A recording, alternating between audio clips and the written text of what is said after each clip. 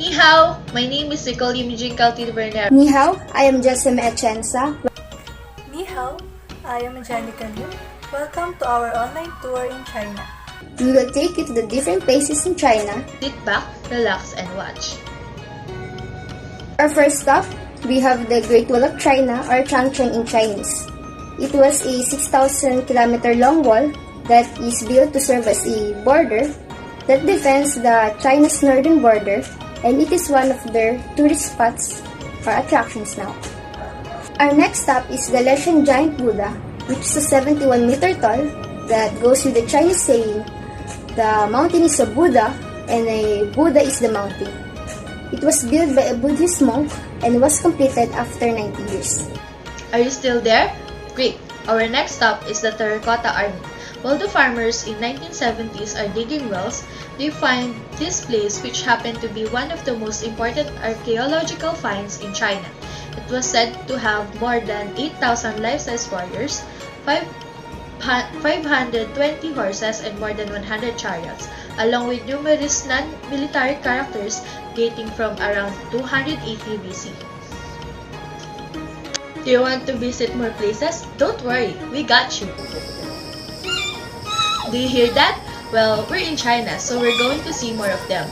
Welcome to Chengdu Research Base in Biayan Pandas Breeding, where you can see pandas up close to their natural habitat.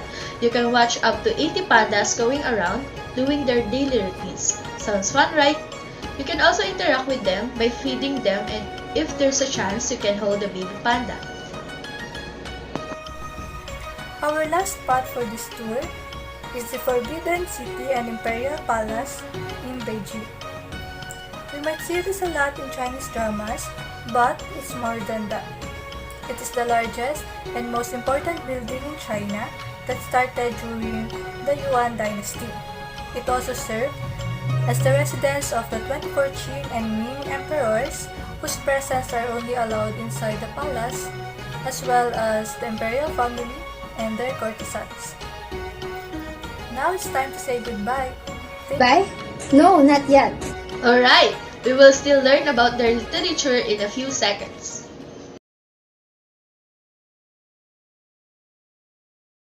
China is the largest country in Asia with the largest population in the world. Its capital city is Beijing. The main industrial city can be found in Shanghai, and the leading commercial center and port can be found in Hong Kong. When it comes to their literature, the earliest existing anthology of poetry, which is composed of 305 poems, is the Shijing. When we say anthology, it is the collection of poems and other pieces of writings that was published.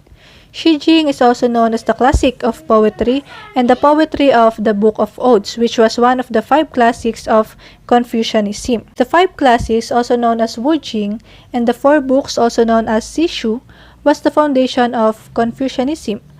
They were the basis of the civil examination in Imperial China and can be considered the Confucian canon.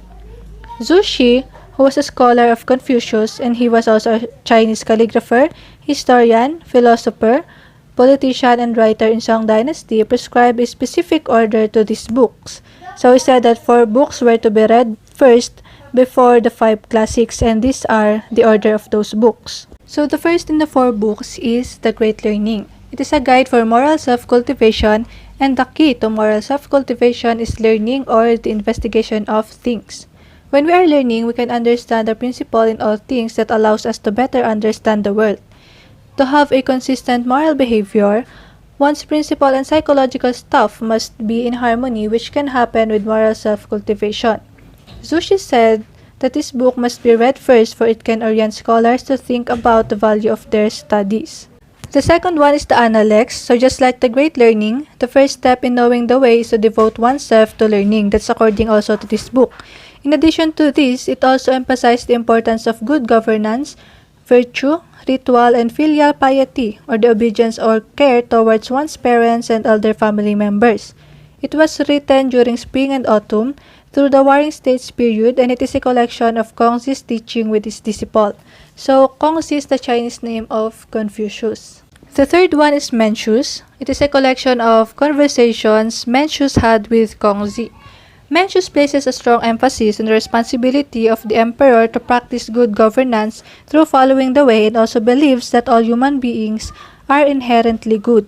One of the most popular passages from Mencius was said like this: "When humans saw a child at the edge of the well, their reaction might show compassion, or they will be alarmed, of course.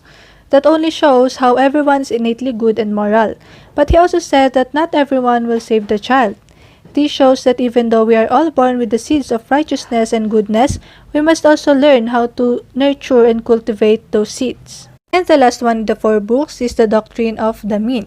It was attributed to Kongzi's grandson and deals with how to maintain perfect balance and harmony in one's life. It focuses on following the way and acting in accordance with what is right and natural, but also claims that people often do not act properly.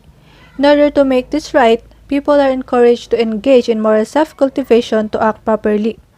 The Doctrine of the Mean emphasizes the fact that the good governance rests with men, and that rulers who maintain balance are not only more effective but also encourage the way in others. Now we have the 5 books. The first one is the Book of Documents.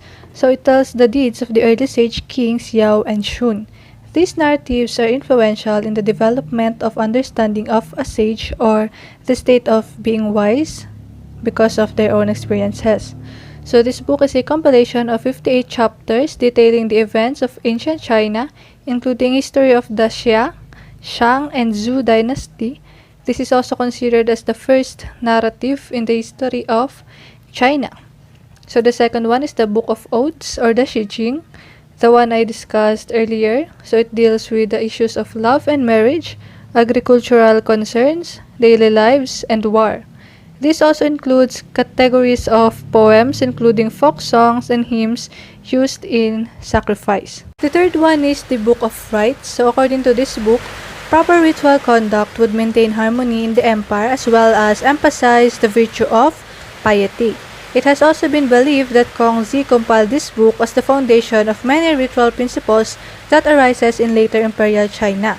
So it also describes the social norms, governmental organization, and the ritual conduct during the Zhou dynasty. The fourth one is the Book of Changes. It contains a system of divination which is centered largely around the principles of yin and yang. So yin and yang is the concept of dualism. It describes how two different forces may actually be connected to one another. And the last one is the Spring and Autumn Annals. It is the longest among the 5 classics, and this is a historical chronicle of Luke.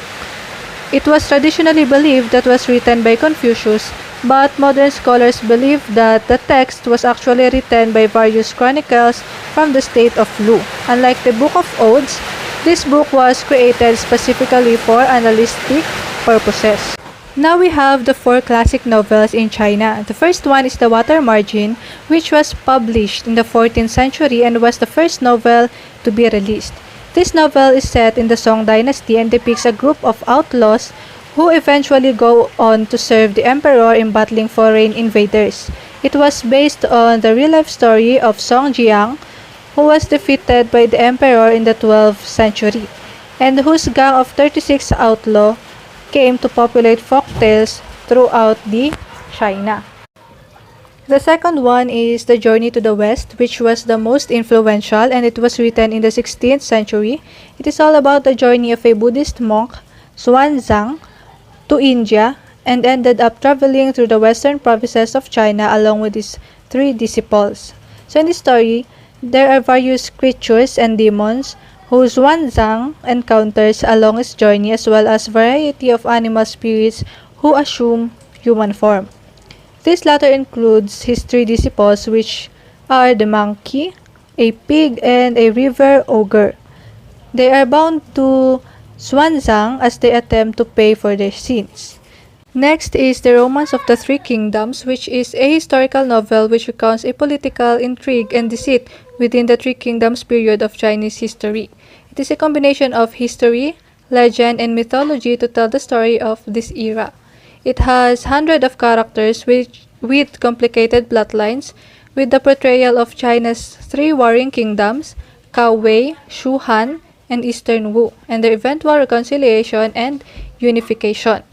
The last one is The Dream of the Red Chamber. This is the last to gain prominence.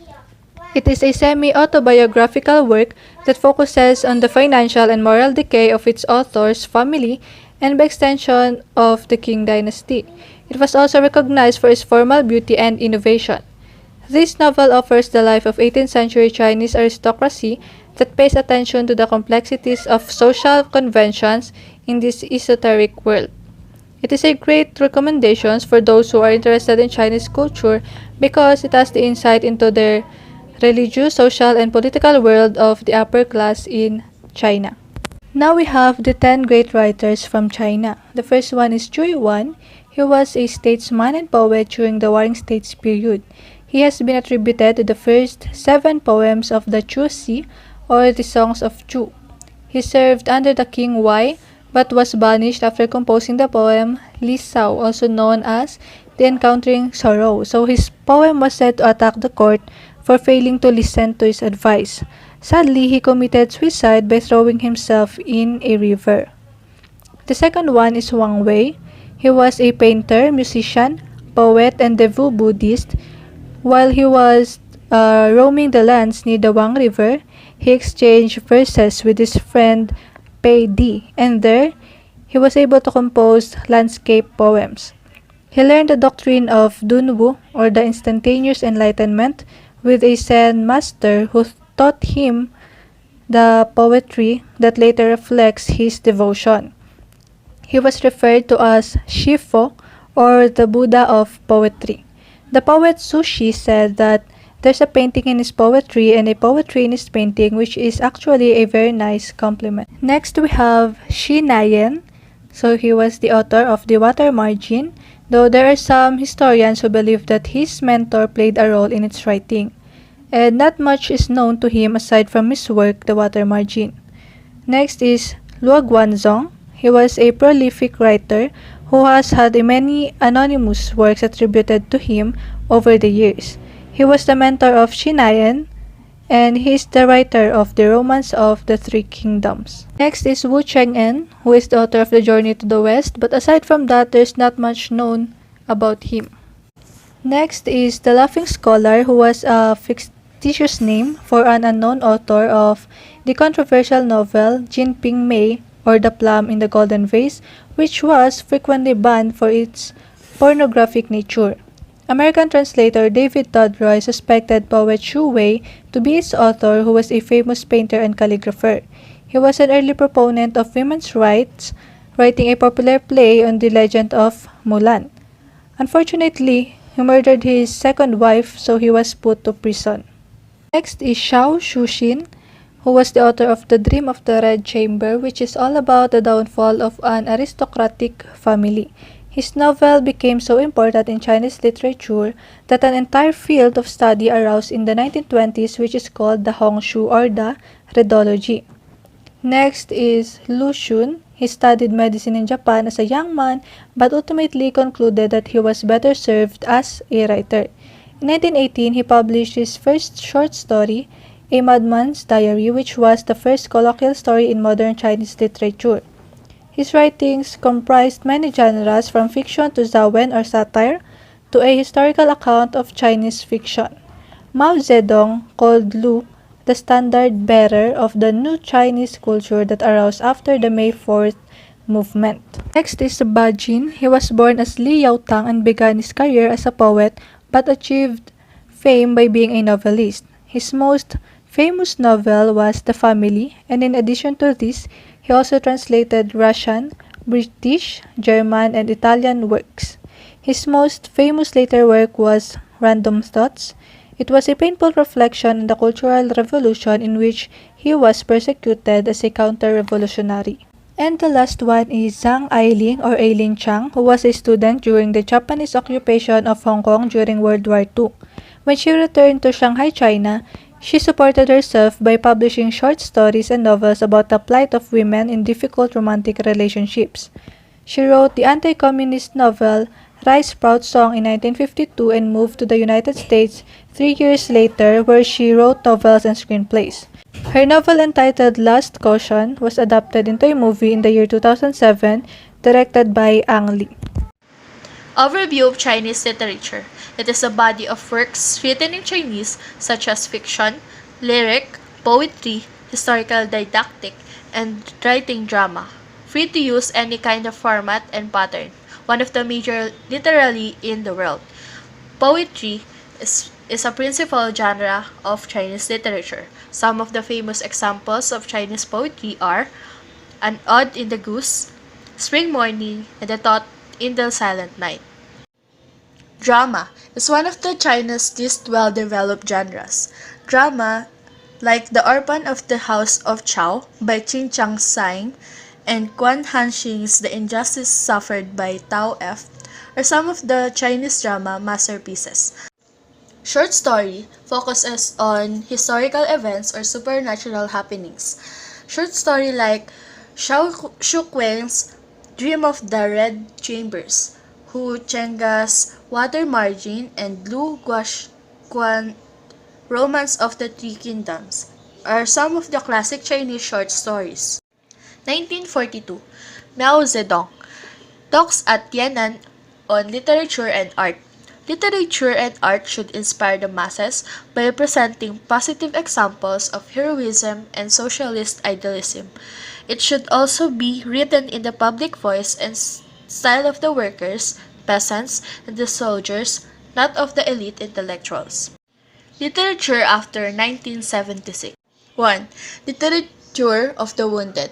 The initial impulse of writers was to begin tentatively at first, to express the profound suffering of the previous decades. Chen Roxy's stories in the execution of Mayor Yin and other stories offer an example of very well-crafted fiction which reveals the physical, psychological, and spiritual pain the Chinese people endure under Mao.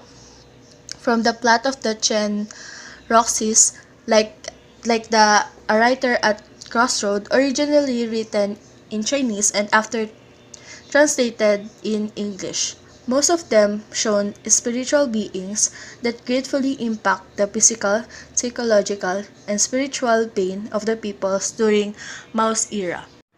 2. Humanistic literature, a related literary trend which began in the late 1970s and early 1980s was fiction which treated the problem of recreating the whole person after the constructing movement of the Cultural Revolution. Humanistic literature is more a story about a protagonist who pursue to seek cultural change that leads people to construct of movement and also shown the aftermath of the said revolution. 3.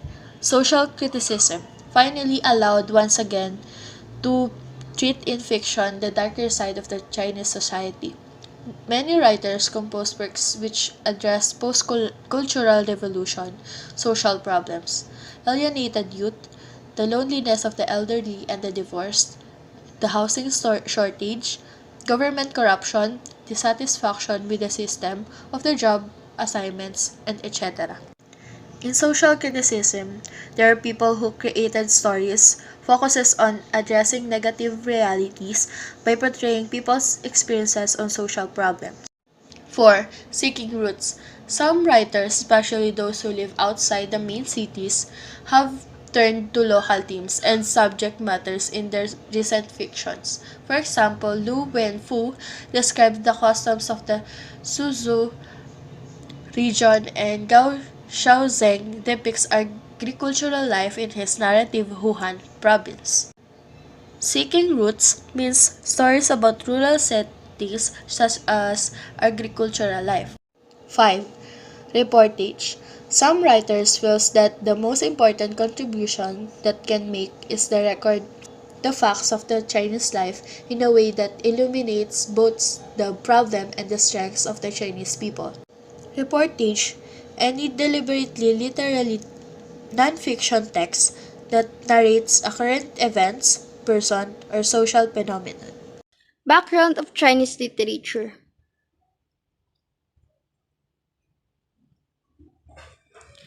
Writing in China dates back to the hieroglyphs that were used in the Shang dynasty of 1700 to 1050 BC. Chinese literature is a vast subject that spans thousands of years. One of the interesting things about Chinese literature is that much of the serious literature was composed using a formal written language that is called Classical Chinese. So, this Classical Chinese is different from any modern spoken form of Chinese because the characters and the grammar here were both changed or not really the same. This Classical Chinese was used in China until the early 20th century and also during various periods of Japan, Korea, and Vietnam. During the Qing dynasty of 200 years ago, most writers composed in a literary stream that extended back about 2,400 years. They studied very ancient writings in more or less their original written language. So for knowledge, this Qing dynasty was also the last imperial dynasty in China that lasts from 1644 to 1912. It is known for its initial prosperity and tumultuous final years.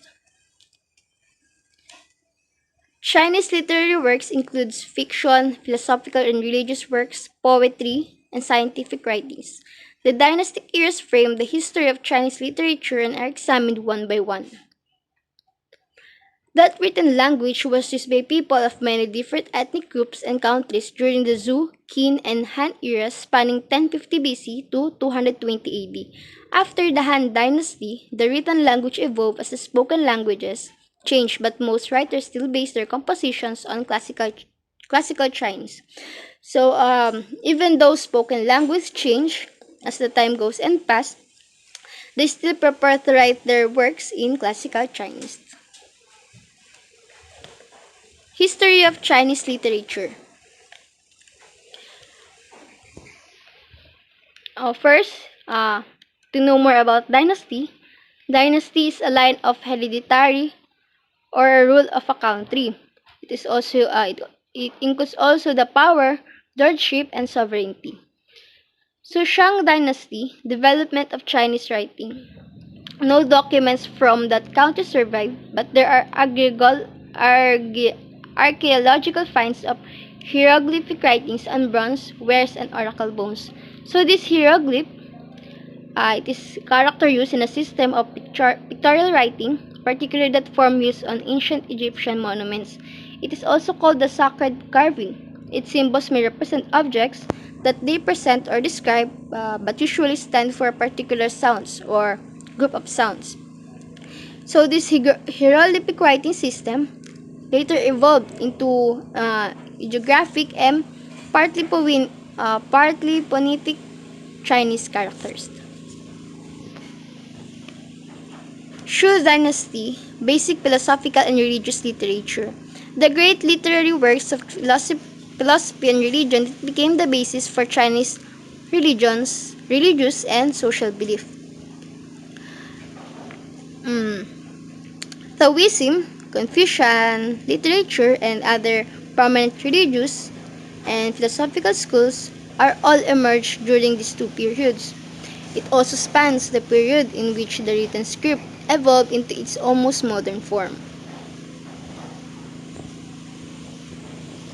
Qin Dynasty. Qin Dynasty became the most powerful. Also, this Qin Dynasty standardized the written classical language. So, this Warring States period is when various rival Chinese states battled in a violent or cruel manner for territorial advantage and for power or influence. Also, a unified or blend system of Chinese writing was created, having a combination or joining effect on the Chinese culture for thousands of years. Han Dynasty, scientific and historical texts. The Han Dynasty era lasted for 400 years. At the beginning of the era, Confucianism was revived. The era's major contribution were historical texts and scientific works. Printing wasn't available for wide publication of the information. So this Han Dynasty, Confucianism is an ancient Chinese belief that focuses on the importance or personal ethics and morality. Also, this Han Dynasty is known for the development of the civil service and government structure, especially scientific advancements like invention of paper, um, water clocks, also development of a seismograph that is very helpful to detect and record earthquakes. Tang Dynasty, early wood block printing and poetry. The Tang Dynasty had a big empire that benefited from the trade with the West along the Silk Road, battled with the Tibetan Empire, and experienced the growing influence of organized Buddhist religions. It is also known for the golden age of Chinese arts and culture because it was a rich and educated period.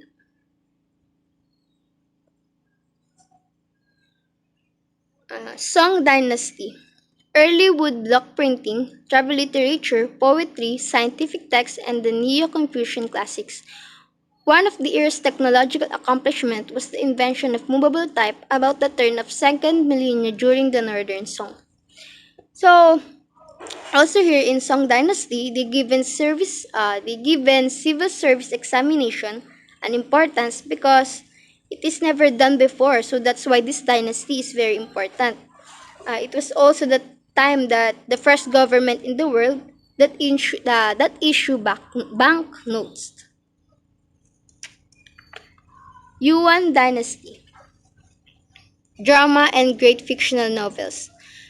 Novels were another outstanding achievement of the Yuan era. The novelists influenced the future development of the genre. So, the Yuan Saju style of opera was similar to their shadow plays. So, their shadow plays is a theater acted by colorful um, outline of someone, figures that is made from leather or paper, accompanied by music and singing. So, there, just adapted its characteristics of a shadow play. So it also made scientific and technological advancements such as mathematics, medicines, printing technology, and gunpowder warfare. Ming Dynasty novels, a book that is one of the four great classics called Journey to the West about a monk going to India, was written during this time of isolation. So this book is based on the historical journey of a Buddhist to India during the Tang era to learn Buddhist teachings and bring back uh, scriptures and information. This book is written in vernacular or the language by an ordinary people in a particular country. Also, the existing Great Wall of China was built in this era. China was also have the largest economy in the world during this era. Qing Dynasty, novels and pre-modern literature. In the middle of this era, the last of Chinese four great classic novels was written called Dream of the Red Chamber, and near the end of the era, modernistic literature developed. Some writers also produced fiction more like Western fiction. So this Dream of the Red Chamber is a novel about a love triangle between a boy and his two female cousins. Western fiction is about stories of cowboys, settlers, and outlaws exploring the western frontier and taming the Wild West. So this dynasty is known for its being successful and have an exciting final years. So the last is the modern era. Westernized literature. The national government wanted women to have more of an equal status in society, and women writers and scholars were taken more seriously. There was a lot of politically oriented literature printed. Scholars had access to foreign literature, and many students studied abroad. So, they want the best for the Chinese women to finally show their best skills in terms of writing. And also, those scholars that time have greater opportunities because they can explore or learn abroad. They wanted the Confucian lifestyle improved and developed it into a Western style. These are the references. Thank you very much.